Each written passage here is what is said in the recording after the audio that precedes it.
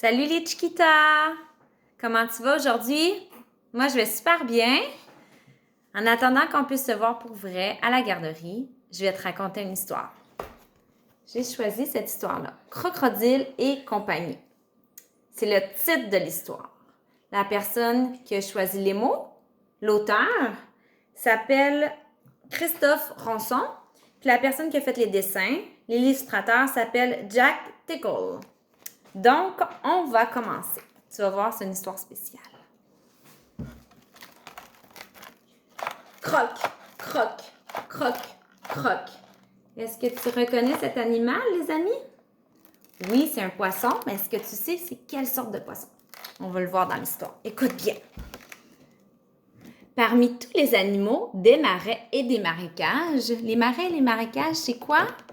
C'est où il y a de l'eau, que les animaux vivent dedans, comme ces poissons-là. Puis c'est de l'eau, mais c'est pas très, très propre. C'est un peu sale, par exemple. Il en est de bien originaux. Découvrez-les page à page. On va découvrir ensemble c'est quels animaux qui vivent dans les marais et les marécages. Le piranha. Ça, c'est un piranha qu'on voit. Est-ce que tu connais ça, les piranhas? Aussi féroces que des fauves, les piranhas affolent le marais. Les petits poissons se sauvent dès que l'un d'eux apparaît. Donc, on va regarder les mots ensemble. Féroce. Qu'est-ce que ça veut dire, féroce? C'est comme méchant, qui veut tuer. Hein? Ils font peur avec leurs dents, les piranhas. Ils affolent. Ils affolent les animaux du marais. Ça veut dire qu'ils sont dangereux, les piranhas. Ils peuvent croquer les autres animaux.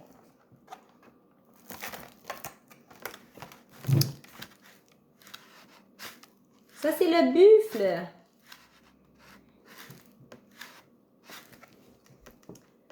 Ample et guillerette, les cornes du buffle d'eau lui font sur la tête un large sombrero.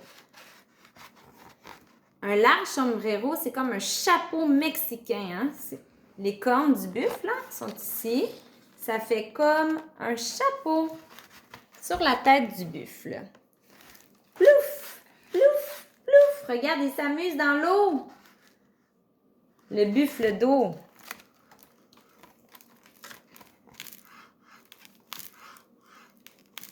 Ici, on voit le crocodile. Celui-là, tu le connais bien, les amis? Quand le crocodile crie « Bouh !» en montrant toutes ses dents, la libellule s'envole d'un coup. C'est quand même plus prudent. Oui, elle fait bien, la libellule, de s'envoler, hein? Sinon, elle va se faire dévorer. Est-ce que tu penses qu'il est féroce aussi, le crocodile? Oui, il est féroce aussi, le crocodile.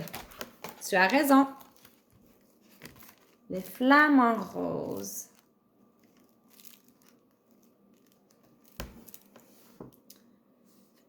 Flamant rose, une patte bien droite et l'autre repliée, les flamants roses répètent comme trois automates le ballet des marais.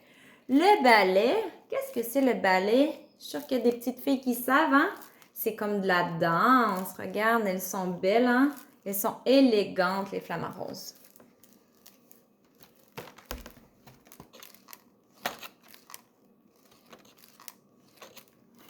C'est quoi, les amis? Est-ce que tu reconnais cet animal?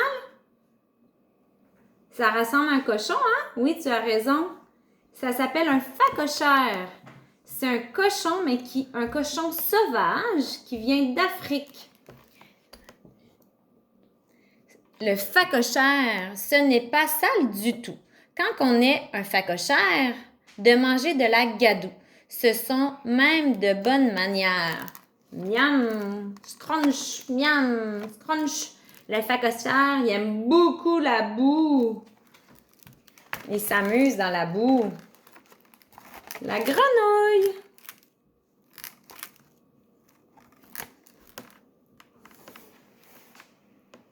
Couchée sur un nénuphar, la grenouille se prélasse. Qu'est-ce que ça veut dire prélasse?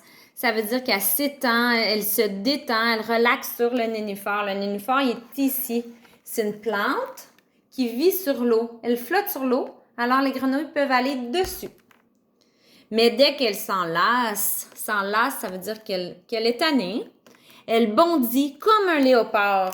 Bong, bong, bong. Le pélican.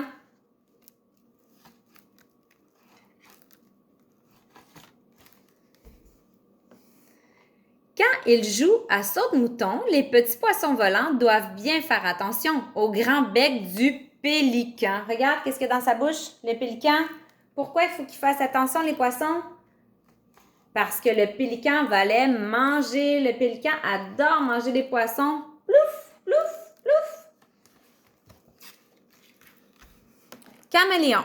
Étrange ce caméléon qui, dans toute cette verdure, reste couleur melon. S'est-il baigné dans la peinture pour pouvoir jouer demain, excusez-moi, comme ils ont joué aujourd'hui dans le marais, dès le matin, nos amis vont se mettre au lit. Oui, ils sont fatigués comme toi après ta journée de jeu. Regarde, qu'est-ce qu'il fait, le caméléon? Sa langue s'allonge, hein? Pourquoi sa langue s'allonge? Parce qu'il attrape les insectes pour les manger. Il adore les insectes, le caméléon. Mon histoire est terminée. J'ai eu beaucoup de plaisir à te la lire et j'espère te revoir bientôt.